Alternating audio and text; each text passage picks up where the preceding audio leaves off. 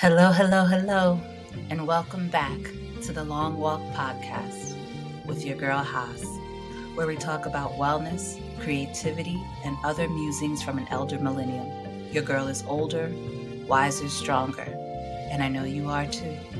It's been a minute, y'all. A minute.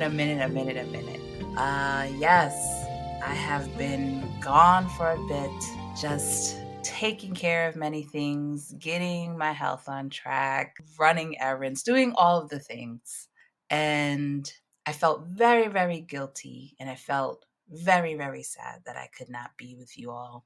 And I had some judgment about my pace and falling off and coming back. But you know what? The most important part is that I come back and that I try and try again until I figure out the perfect formula for my pace. That being said, I thank you so much for being here and chatting with me and taking a listen with me. It's much appreciated. So, today's topic is reexamining the ways we love for self growth. So, that's a mouthful.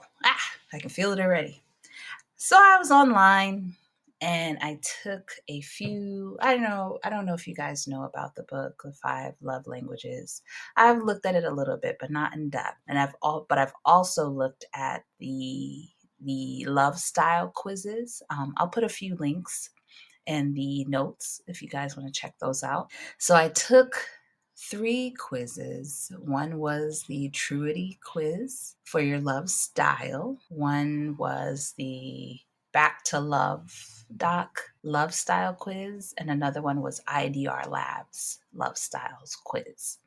So for the first one, Truity, my results were that my love style is intellectual. For the second one, Back to Love, my love attachment style is secure. And for the IDR Labs, my love style is ACTS, ACTS. So I found them interesting.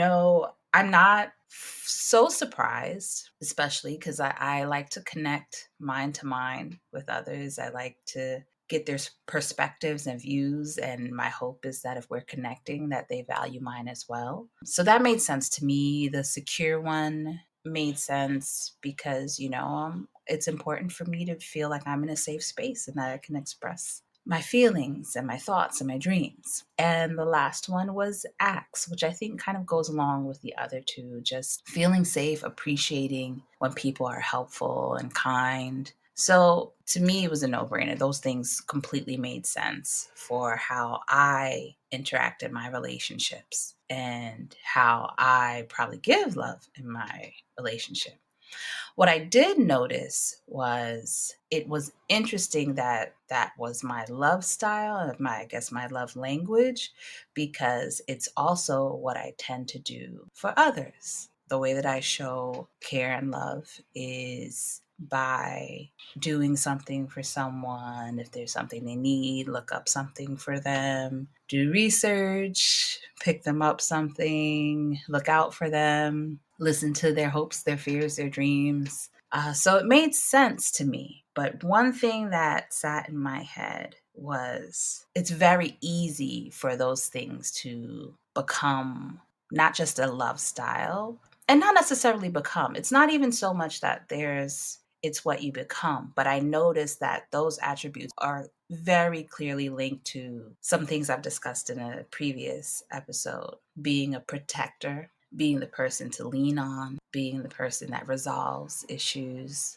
And while those attributes to me, I think they're great, I'm proud of myself for the ability to do them, I recognize that I place a lot of my worthiness on being that protector, being the resolver, being the person you can lean on. And while I've held that as a badge of honor for so long, and some of this will sound similar to what I've discussed in a previous episode. I believe that is episode 4. So if you guys want to check that out, that episode was episode 4, Miss Reliable, the Protector. So back to what I'm saying, I realized that while I like those things about me, as I look into this new chapter of my life, I want to find other ways to feel worthy.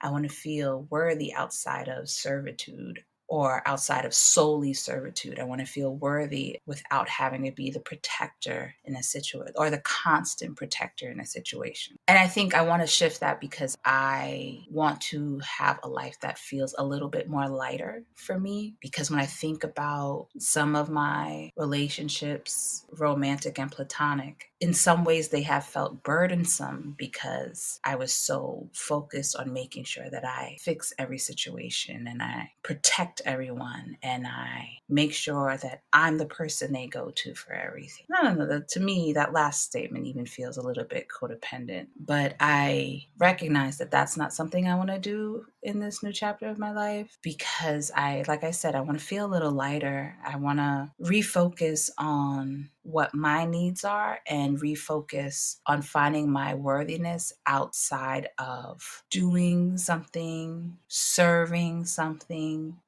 others, doing something for others, being the protector for others. Now, ultimately, it's something I love to do. So I love helping other people. And so I know when I say I don't want to do it anymore, that just means I want to do it less intensely because I want to remember that I am a person too and I could use some of my own help. So I find it interesting that while that's something I love to do, it's also something I want to shift the intensity of, and yet it is also part of my love language, love style. I'm thinking about what that means for me and how I show love in the future, starting now. I think, and I hope that you guys let me know your thoughts, where you stand, what's your love style, and how does that play into the kind of life you want to lead, the ways in which you want to grow? And if there's conflict there, or if there's not necessarily conflict, but if there's a bit of a challenge there in order for you to be true to both. Because there is for me. It's funny. It's sometimes, the thing becomes a badge of honor, can like become your prison. I've always, like I said before, been proud that I was that person,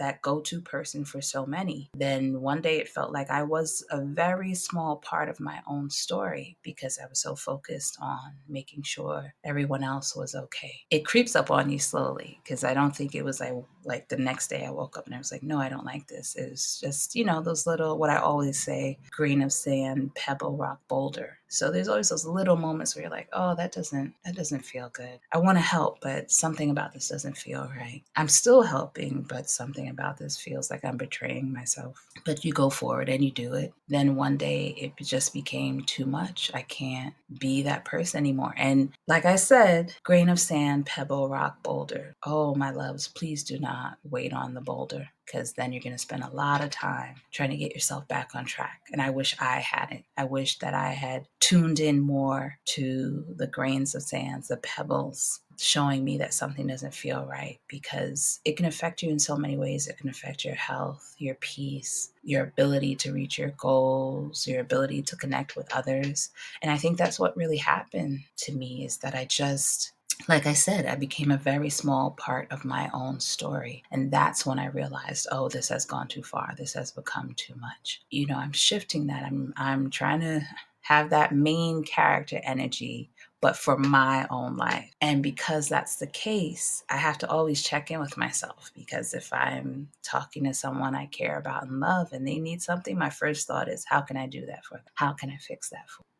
I recognize that I have to retrain myself and take a beat, take a breath, and say, okay, I know I could help them with this. I know that they'd appreciate that. Now that I know that, can I effectively do that and still take care of myself, still not be burdened by giving up that energy to do that? Can I show them a way for them to help themselves that might actually be more effective for the both of us? And then take my next step, tell them what I can do. And it's a practice for me, a practice and a process. And I am really just beginning to get the hang of it, because that's what I've done my whole life. And that's where I hold a lot of my worthiness in my ability to protect and my productivity. In a society, I always say in a society, blame it on society, in a world where, productivity is king because of capitalism, I have to make sure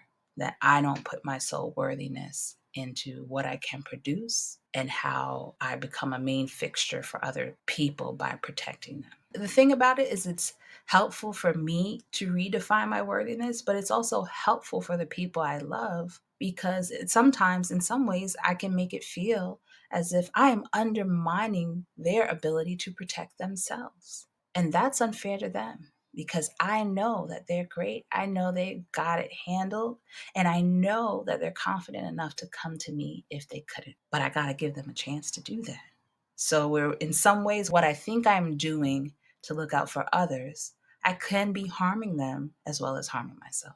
So, that's something I've just been really thinking about and wondering how I can shift that narrative for myself, shift that belief that I've got to be the person, and that if I'm not the person, then maybe I don't matter in their lives. I need to find another way. Like I said, I need to find another way, not even just matter in their lives, but matter in general. And I need to know and remind myself regularly that I matter just because I am. And I hope y'all hear that too, that you matter just because you are, just because you exist. There's not a single thing you need to do past that to matter. The way we live today can easily make us forget.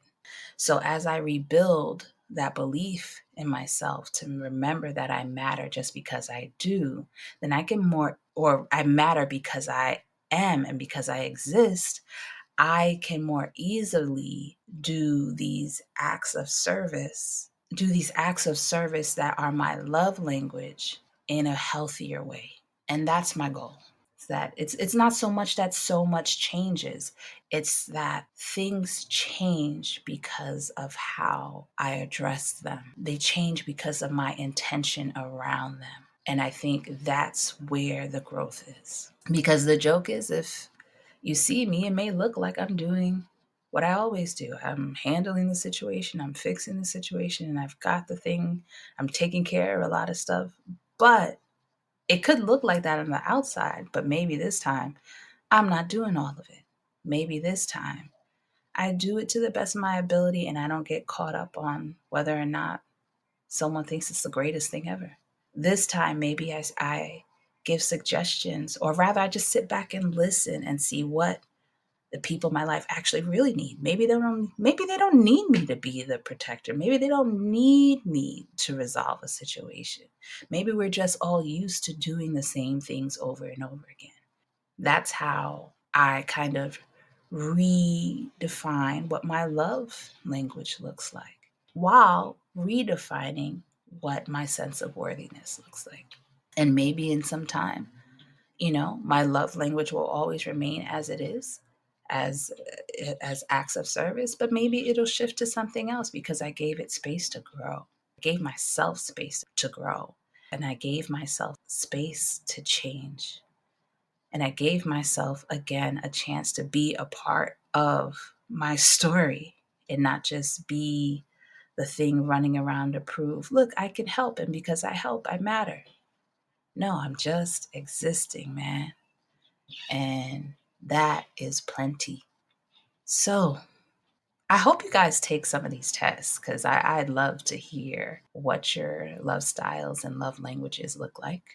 I'd love to hear how you connect with this discussion. Is there anyone else kind of going through similar growing pains? And I call them growing pains, but maybe they're not pains at all. But I don't know. I don't have a good word for it yet, but something better than pain. It's not a pain, it's just a shift, a growing shift.